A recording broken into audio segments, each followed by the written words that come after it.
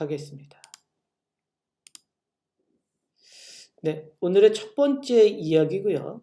민박집 할머니와 관련된 이야기인데요. 지금부터 일단 시작하도록 하겠습니다. 오래전에 겪은 일입니다. 동해안의 민박에 친구 둘이랑 같이 머물면서 해수욕을 즐겼었던 때가 있었는데요. 그 민박집 앞에는 늘 쪼그리고 앉아서 지나가는 사람들을 구경하는 할머니가 계셨어요. 저는 친구들과 수영하고 돌아오는 길이면 민박집 앞에서 할머니와 이런저런 얘기를 나누곤 했어요. 제가 많은 말을 했다기보다는 그저 할머니가 하는 얘기를 주로 들었죠. 그러던 어느 날 아침부터 친구들과 수영을 하려고 민박집을 나가려던 참이었는데요. 할머니가 우리 셋을 모두 부르더니 오늘은 수영하러 가지 말라는 겁니다.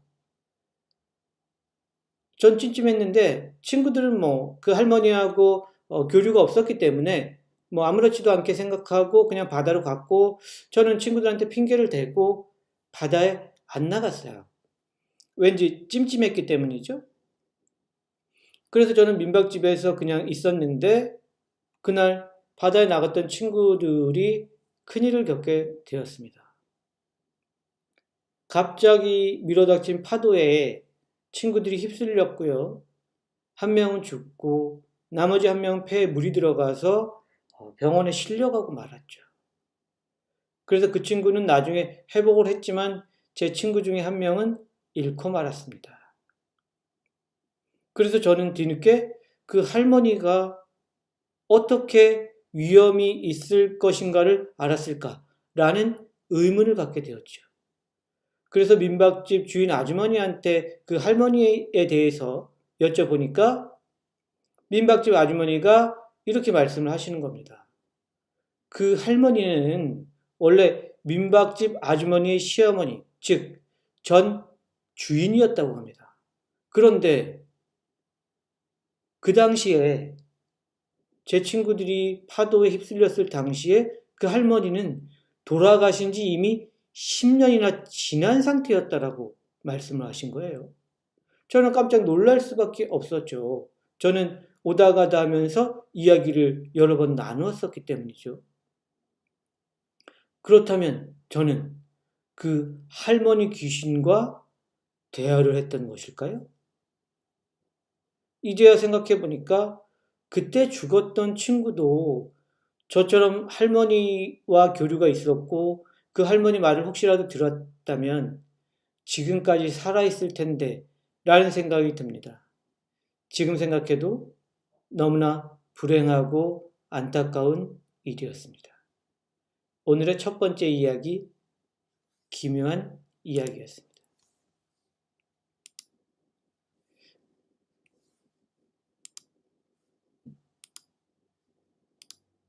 자, 오늘의 두 번째 이야기입니다. 두 번째 이야기는 어느 눈 오는 밤과 관련된 기묘한 이야기입니다. 자, 오늘의 두 번째 이야기 시작하겠습니다. 해외에서 주재원으로 일할 때 겪은 일입니다. 제가 근무했던 나라는 매우 추운 곳이라 1년의 절반은 겨울이었고요. 눈도 굉장히 많이 내렸습니다. 그 당시 눈이 오면 제가 자주 가던 바가 있었는데요. 그날도 그 바에 놀러 갔었죠. 하지만 문이 닫혀서 근처에 있는 다른 바로 가서 위스키로 추위를 달래며 재즈 음악을 들었습니다. 그날따라 눈이 많이 와서 그런지 손님은 없었고요. 사장님과 단둘이 있었는데 그는 잠시 볼 일이 있다면서 제게 술만 주고는 자리를 비웠고요. 졸지에 남의 가게에 혼자 있는 꼴이 되고 말았죠.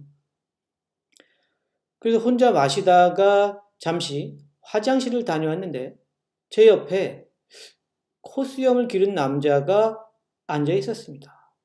그는 자연스럽게 저한테 말을 걸었고요. 한참을 그 남자와 저는 재즈와 인생에 대해서 이야기를 나눴습니다. 이야기를 나눠보니 그는 무척이나 재즈에 정통한 사람 같았죠. 그렇게 새벽까지 이야기꽃을 피우는데 볼일을 보러 갔던 사장님이 뒤늦게 돌아오셨습니다. 중간에 차가 눈밭에 빠져가지고 늦게 돌아왔다고 사과를 했어요. 그래서 저는 그 사장님한테 그래도 여기 좋은 손님이 계셔서 즐거웠다고 말을 했죠. 그랬더니 이 사장님이 저를 이상한 눈으로 보는 거예요. 손님이라뇨? 그의 말에 저는 옆에 있는 그 수염을 기른 손님을 돌아보았는데 그는 이미 사라지고 없었습니다. 그렇게 취하지도 않은 상태였어서 굉장히 당황했지만 더는 이야기하지 않고 돈을 지불하고 밖으로 나가려는데 저의 눈에 스피커 옆에 장식되어 있는 LP판과 그 케이스가 눈에 들어왔습니다. 그 케이스에는 좀 전에 제가 얘기를 나누었던 남자의 사진이 붙어 있었어요. 내가 그 주인에게 그 사진의 주인공이 누구냐고 물으니까 그 나라의 유명한 재즈 뮤지션인데 그 바에도 방문했었던 적이 있는 사람이라고 말하는 겁니다. 하지만 그 재즈 뮤지션이 죽은 지는 이미 3년이나 지났다고 했어요. 저는 멍한 표정으로 재즈바 사장님을 바라보고 눈 내리는 거리로 나왔습니다. 이제야 생각해보면 그때 저는 정말 귀신과 그 오랜 시간 재즈와 인생에 대한 이야기를 나누었던 것일까요? 아니면 실제로는 취해서 환상을 봤던 것일까요? 저에게는 아직도 미스테리한 일로 남아 있습니다. 오늘의 두 번째 이야기, 기묘한 이야기였습니다.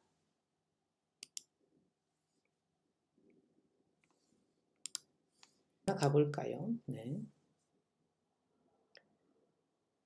자, 오늘의 세 번째 이야기입니다. 오늘의 세 번째 이야기도 이제 기묘한 이야기인데요. 산장에서 벌어진 이야기입니다.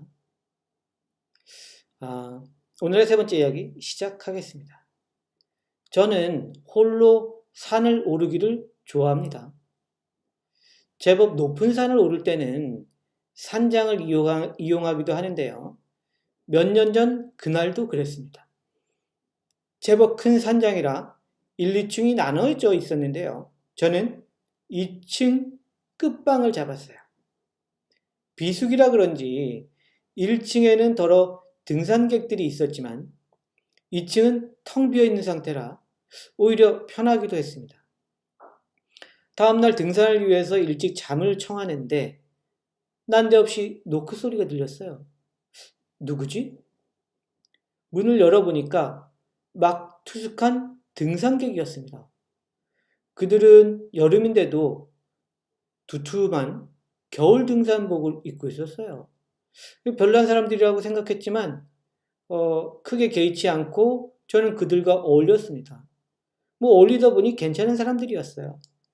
그렇게 술을 마시다 보니 희한하게 그 사람들하고 카드놀이까지 하게 됐어요. 그러다 보니까 돈까지 걸게 되었고요. 그리고 저는 다음날 산에 오를 것도 있고 게임에 빠져서 돈을 다 잃고 말았어요. 너무나 허탈하고 술도 취해서 방으로 돌아와서 잠을 잤습니다. 아침에 일어나 보니 그들은 벌써 산에 올라갔는지 없었고 좀 저는 그 술에서 깼기 때문에 좀 화도 나고 허탈하기도 했죠. 큰 돈은 아니었지만 그 돈을 다 털린 게 너무 억울하기도 하고 혹시 꾼들인가? 이런 생각까지 하게 되었습니다.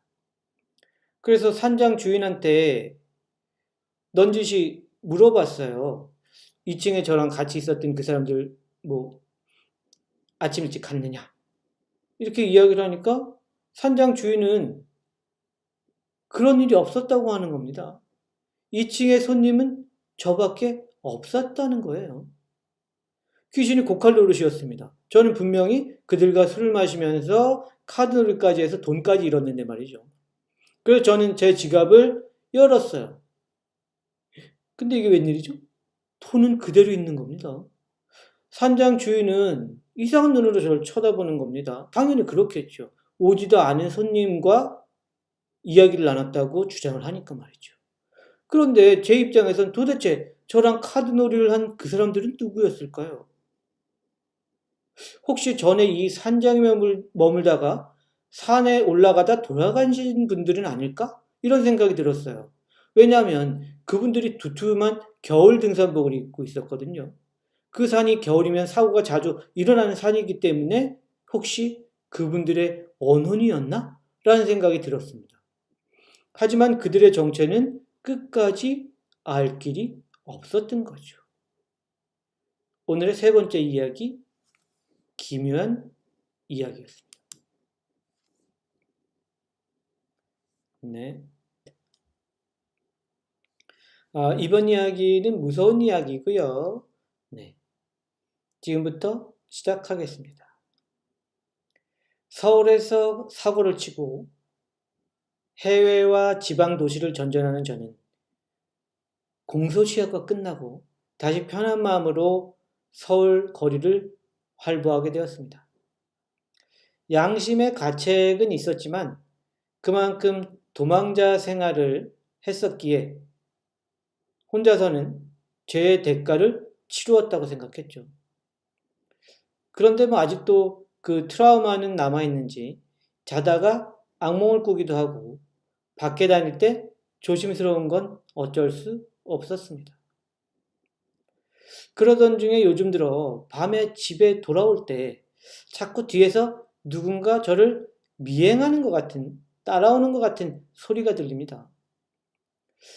돌아보면 안 보이고 또 돌아보면 안 보이고 누군가 저를 쫓고 있다는 사실을 알게 되었던 거죠. 분명히 누군가 나를 쫓고 있구나. 분명히 내가 저지른 범죄와 관련이 있는 것 같다. 왜냐하면 공소시효가 끝났기 때문에 법의 처벌을 못 받기 때문에 사적으로 나를 어떻게 하려고 하는구나. 이런 생각이 들었어요. 그래서 녀석이 나를 먼저 잡기 전에 녀석을 꼭 잡고 말겠다는 생각을 하게 되었죠. 그러던 중에 다시 뒤에서 발걸음 소리가 들리고요. 돌아보니 제가 20년 전 죽였던 여자가 저를 노려보고 서 있는 것이었습니다. 너무너무 놀라서 도망을 쳤죠. 달렸습니다. 그런데도 계속 제 뒤를 쫓아오는 겁니다. 허공에 떠서 쫓아왔어요. 돌아보니까. 너무너무 놀랐기 때문에 전속력으로 달려 도망칠 수밖에 없었죠. 달리면서 분명히 내가 죽였는데 그래서 도망자 생활을 했는데 이게 어떻게 된 일이지? 계속 머릿속이 엉키는 거예요. 그러면서 달리다 보니까 저도 모르게 골목을 달리다가 대로로 뛰어들었고 결국 달려오던 차에 받쳐서 공중으로 날아오르게 되었습니다. 그 순간 저를 따라오던 여자가 바로 제 얼굴 위에서 저를 내려다보며 웃고 있었습니다. 드디어 잡았구나, 내 원수. 이제 나랑 같이 저승으로 가자. 아마도 저는 지옥에 가게 될 것 같습니다.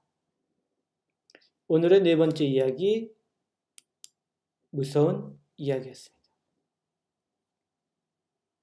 가도록 하겠습니다. 자, 오늘의 다섯 번째 이야기고요. 캠핑카와 관련된 이야기입니다. 자, 오늘의 다섯 번째 이야기 시작하겠습니다.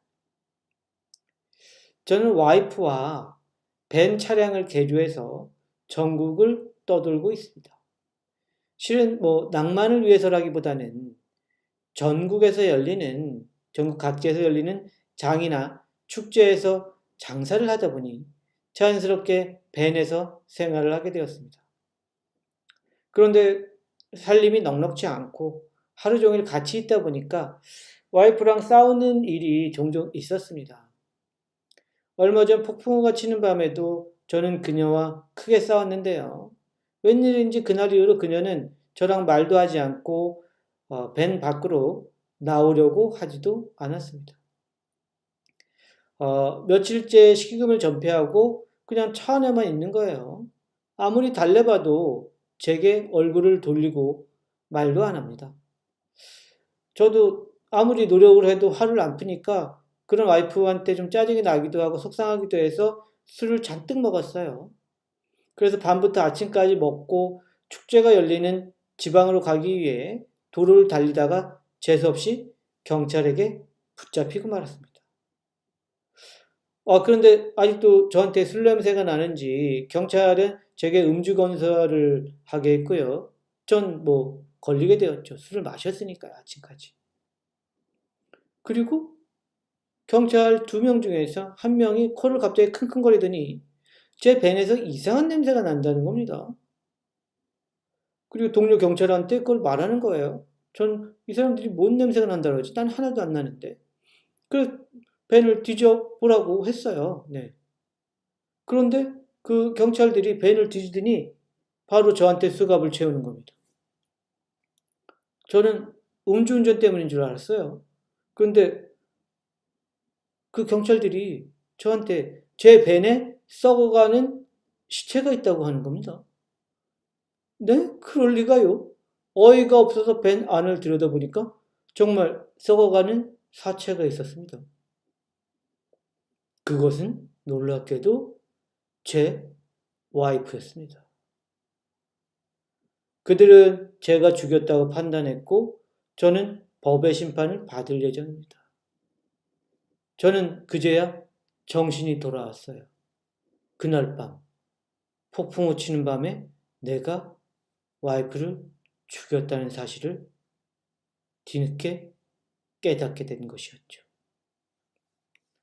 오늘의 5번째 이야기, 무서운 이야기였습니다.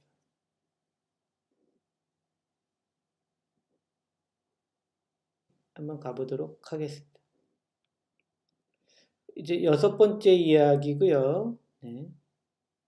어떤 오르골과 뮤직박스, 오르골과 관련 있는 이야기입니다.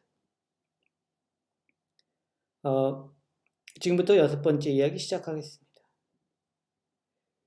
제가 길을 걷다가 한 노인이 거리에서 오르골을 파는 것을 목격하게 되었습니다. 호기심에 살까 말까 고민하는데 노인이 제게 넌지시 말합니다. 이 오르골은 다른 것들과 다르다고 말하죠. 원하는 소리를 담을 수 있다. 뭐 이렇게 말씀을 하시는 거예요. 그래서 녹음이 되는 오르골도 있나 하고 어쨌든 그 오르골의 모양이 너무나도 예뻐서 구입을 하게 되었죠. 그리고 나서 저는 제가 녹음하고 싶은 소리들을 그 안에 담기 시작했어요. 정말 그 안에 녹음 버튼이 있었고요. 그것을 누르면 신기하게도 소리가 녹음이 되었어요. 다시 틀면 그 소리가 나왔던 거죠. 그런데 이상한 것은 주로 저는 우리 집 뒷산의 소리, 즉 자연의 소리를 담았는데 제가 넣지 않은 바람 소리나 개울 흐르는 소리도 들어가 있었어요. 이상하다 생각했는데 크게 개의치는 않았어요. 뭐 원래 들어있던 소리든가 아니면 우연히 들어가는 소리겠지라고 생각을 했습니다. 그래서 그냥 그것을 계속 들고 다니고 또 모양이 예뻐서 자주 틀어놓고 이렇게 했었는데 점점 더 제가 녹음 버튼을 누르지 않아도 스스로 담기는 소리가 많아지는 겁니다. 이 버튼이 정말 잘못됐나? 뭐 이런 생각을 하게 됐죠. 그러던 중에 하루는 아침에 일어났는데 제 목소리가 안 나오는 거예요. 아무 소리도 들리지도 않고요. 아무리 이야기를 해도 제 소리가 귀에 들리지 않는 겁니다. 뭐지? 병원에 가보니까 저는 말도 못하고 듣지도 못하는 사람으로 판명이 나고 말았어요. 갑자기요. 병원에서도 그 원인을 찾지 못했죠. 아무리 생각해도 오르골 때문인가라는 생각을 할 수밖에 없었어요. 그래서 설마 하면서도 오르골을 열어봤더니 거기서 제 목소리가 계속 흘러나오는 겁니다. 그거는 굉장히 제 귀에 잘 들렸어요. 하지만 이상한 것은 다른 사람들은 그 오르골에서 아무 소리도 안 난다고 하는 겁니다. 반면에 제 귀는 다른 것은 못 듣고 오르골 소리만 들리는 거였습니다. 이상한 생각에 제가 소리를 담았던 우리 집 뒷산으로 가보니까 거기서 제가 담았던 새소리나 저절로 담겼던 바람소리가 전혀 들리지 않았어요. 이건 어떻게 알았냐 하면 제 친구를 데려갔는데 제 친구는 또 들린다는 거예요. 근데 저만 안 들리는 거죠. 결국 병원에서 판명 났던 대로 오르골 소리만 들릴 뿐 다른 아무 소리는 나지 않는 거였습니다. 결국 제가 하는 말은 사람들이 못 듣고 사람들이 이야기하는 거는 제가 듣지 못하고 결국 저는 사람들하고 말을 할 수도 없고 같이 무언가를 들을 수 없는 존재가 되었습니다. 결국 저는 제 목소리와 청각을 잃은 이유를 그 오르골을 저한테 판 노인한테 물어보려고 그를 찾아 나섰지만 그는 더 이상 그 자리에 없었습니다. 오늘의 6번째 이야기, 기묘하면서도 무서운 이야기였습니다.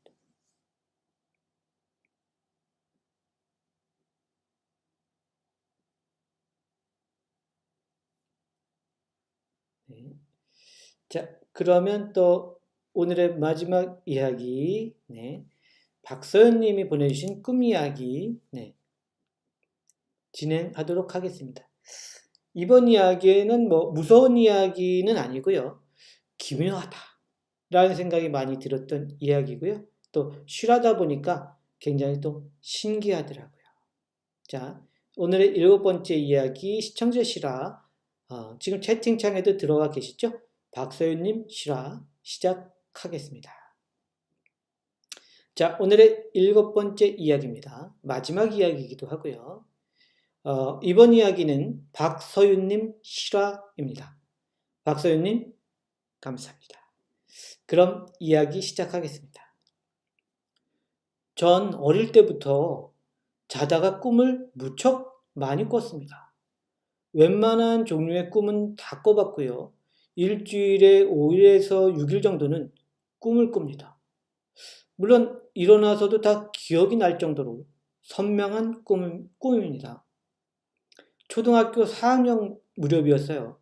저는 꿈에서 하늘만큼 크고 높은 산을 혼자 올라가고 있었습니다. 그런데 갑자기 집채만한 호랑이가 나타나서 저에게 달려들었고 전 너무 놀라 죽으림을 다해 도망쳤습니다. 한참을 달리고 있는데 갑자기 제 앞에 너울너울한 옷을 입은 선녀 2분이 서 계셨습니다.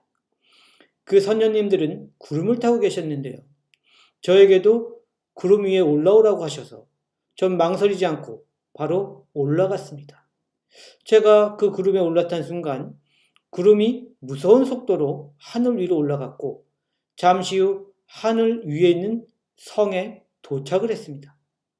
선녀님들은 구름에서 내리며 곧 옥황상제님을 만나게 될 거라고 말씀하셨습니다. 조금 있으니 정말 그림책에서 봤던 왕관을 쓰고 화려한 옷을 입고 하얀 수염을 길게 기른 할아버지가 나오셨습니다. 그분은 저를 구름 난간 같은 곳으로 데려가서 구름 아래 보이는 저희 마을을 손가락으로 가리키며 이야기를 해주셨습니다. 앞으로 저 공장은 더 넓게 확장이 될 것이고 저기에는 주요소가 생길 것이고 그분이 이야기를 할 때마다 전 예, 네 하고 공손히 대답을 했습니다. 어렸을 때니 그런 이야기에 큰 관심은 없었죠. 이야기를 마친 뒤 옥황상제 할아버지가 이제 가보라고 해서 전 또 네 하며 90도로 인사를 하고 다시 선녀님들의 구름에 태워져 땅으로 내려왔습니다.